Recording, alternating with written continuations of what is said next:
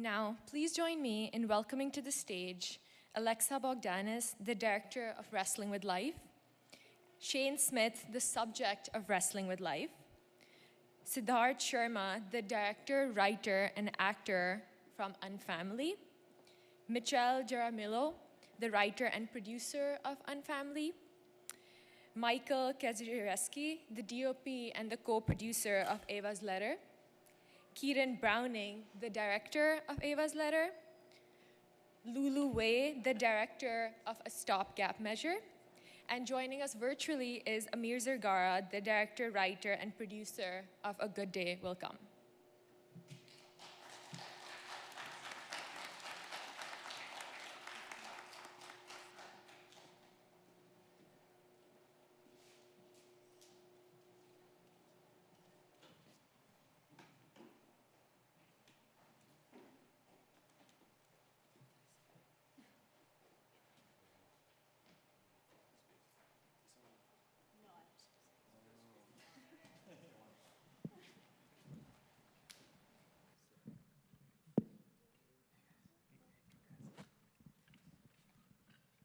Thank you all for joining us in person and virtually.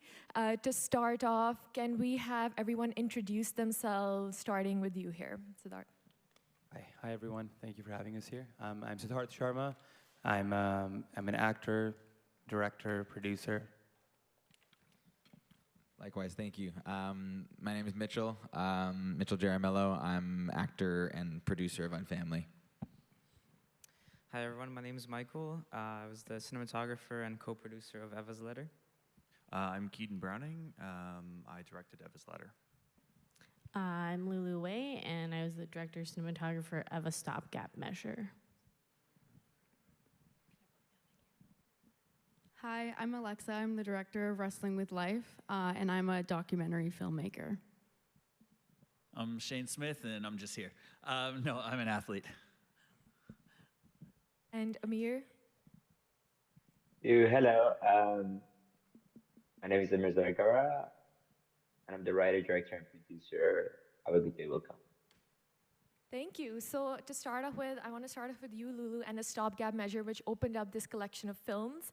So in the film, Luke talks a lot about the importance of primary colors and integrating that into the work that he does for the Stopgap Foundation. So in your film and in your documentary, we see the Muppets, we see those primary colors as well. How did you incorporate that into the film, if you can talk us through your process?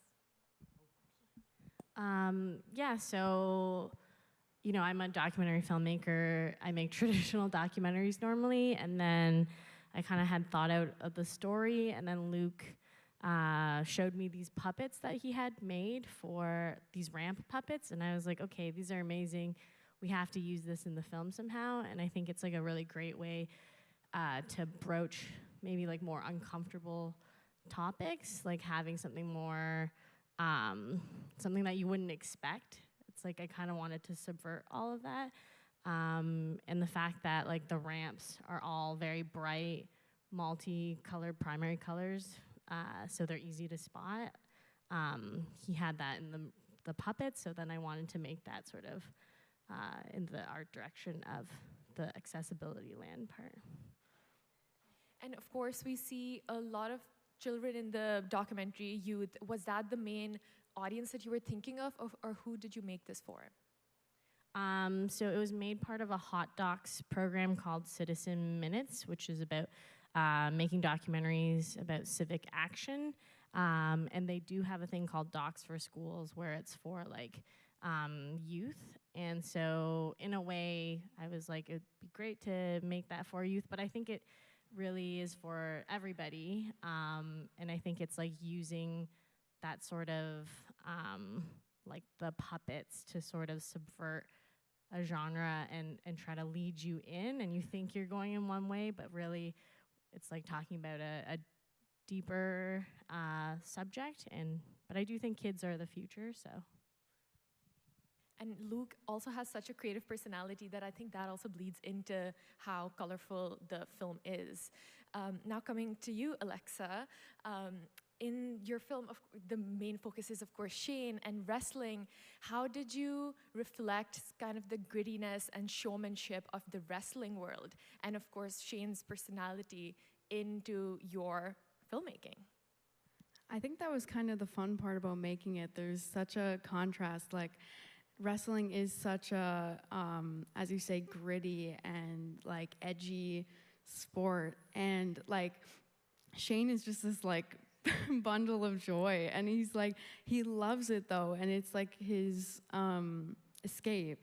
And I love that contrast in the film too, so that was fun. Yeah, the one thing I noticed were the lower thirds and the font that you used for that. It really like cements that. And Shane, of course, you had a career as a professional basketballer, and now coming into the world of wrestling, you have a love for sports. What did you take from basketball that you're now bringing to this wrestling journey you're on?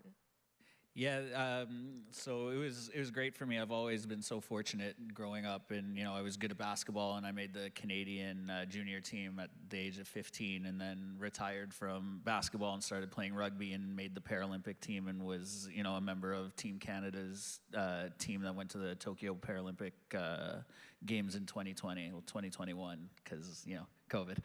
But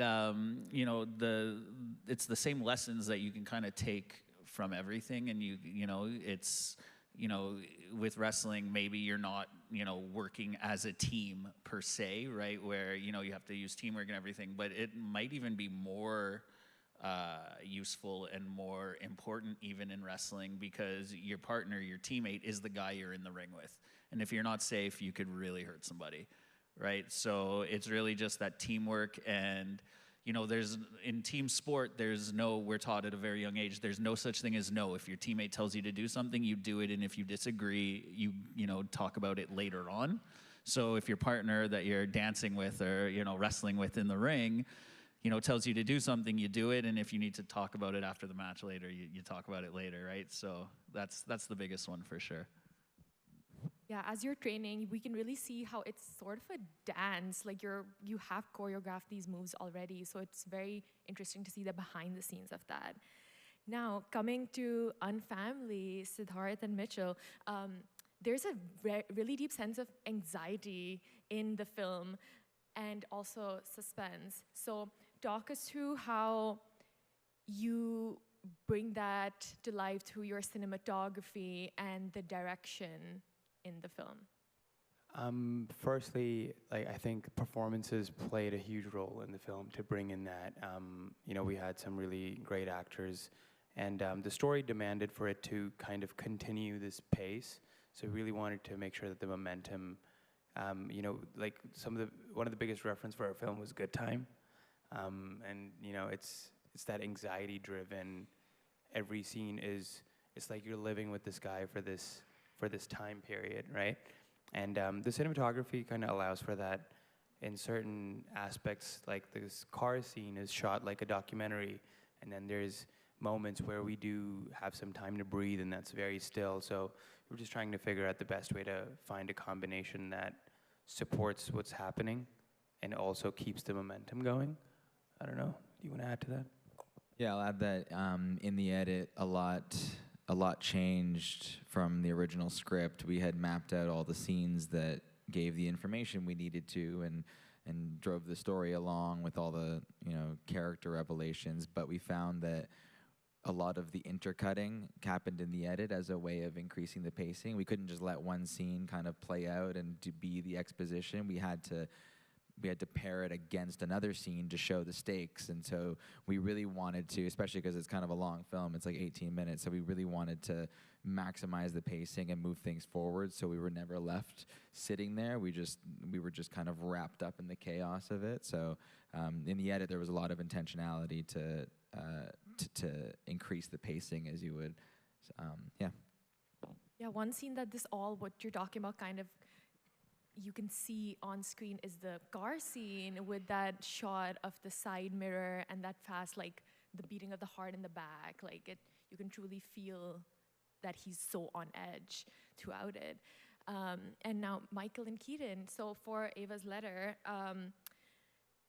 there are a lot of long shots in the film that are quite contrasted with like the intimacy of the home, and there's this kind of those two playing out. Talk us through, again, your decisions and as a cinematographer working with the locations that you had in building those, and your work as a director in ensuring that.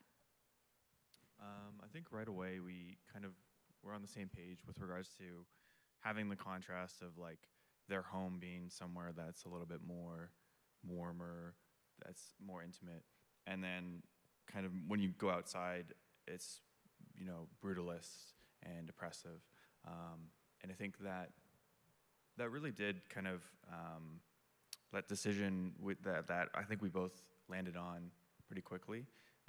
Dictated a lot of like the storytelling, the shots. I don't know if you want to expand on kind of different shots that we did and the composition. I think using a lot of longer takes, I guess, camera, a good example is the lineup scene when the camera slowly approaches Oleg, and kind of using that to build tension, and then when the tension finally breaks, when the police comes to arrest her, or when there's any violence, we just kind of use the shaky cam to contrast that.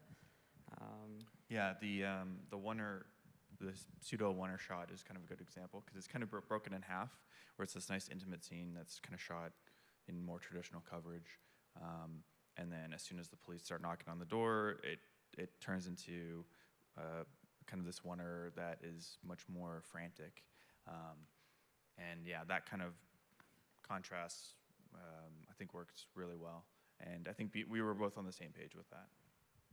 And why was it important for you to showcase 80s Poland to like a mother-son relationship and both of their experiences going through that? So I guess the story came from conversations I had with my parents. I'm Polish, and they grew up in Poland during the 80s and kind of experienced these events. So I guess we really wanted to show that in a film format, because I don't think that kind of history's shown much in, I guess, Western media. So a lot of conversations were had with my parents about what they went through and how it kind of looked. And then in terms of like showing it through, we really wanted to show it, because my parents were kids when this was happening, so we really wanted to show it through Sebastian's point of view. But I think it was important to also show it through a parent's point of view. I don't know if you want to expand on that. Like when you first came to me with the idea, I didn't know much about it at all. So when I started doing research, I kind of, it opened my eyes to what happened. It was, in a lot of ways, the beginning of the end of the Soviet Union. And it really, in my opinion, started there and kind of snowballed over the years. And too, when you look at all the Polish people and Polish heritage and in Canada, it's a huge percentage. And I didn't know that before. And so I was very thankful that Michael kind of came to me and trusted me to bring me onto the project and kind of make this thing together. It's worked out quite well, yeah. It is truly an intergenerational story, especially with the voiceover and her letter to her son read in the future, I presume. Now, Amir, for A Good Day Will Come, your main character, Arash, is a wrestler, and he's torn between his career as a professional wrestler versus making a political statement, which he does at the cost of his career and his life. So for yourself, does filmmaking serve as a similar tool for you, and can you see yourself reflected in Arash in any way?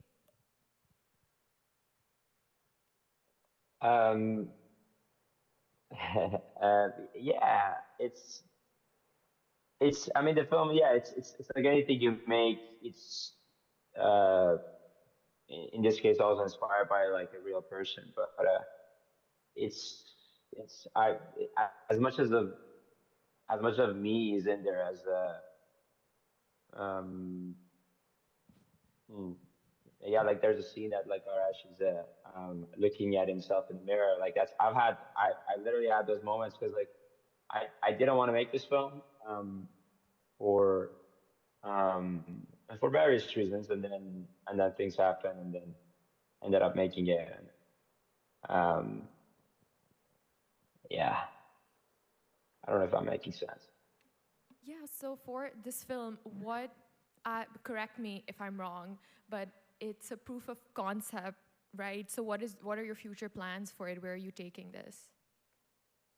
Yeah, I've been working on the feature, hoping to shoot it in March 2027. Yeah, things are looking good for it, but yeah, fingers crossed. You never know. Yeah, we'll be looking forward to it. So we do have to wrap this up now, but the filmmakers would be out in the lobby. If you have any more questions, please feel free to talk to them then. A quick reminder that these films do qualify for the Old Oak Audience Choice Award and the Fan Favorite Award, so vote by ripping the ballot and dropping it in the ballot box on your way out. Once again, thank you so much for coming and joining us, and thank you for watching the show. I hope you had a great time.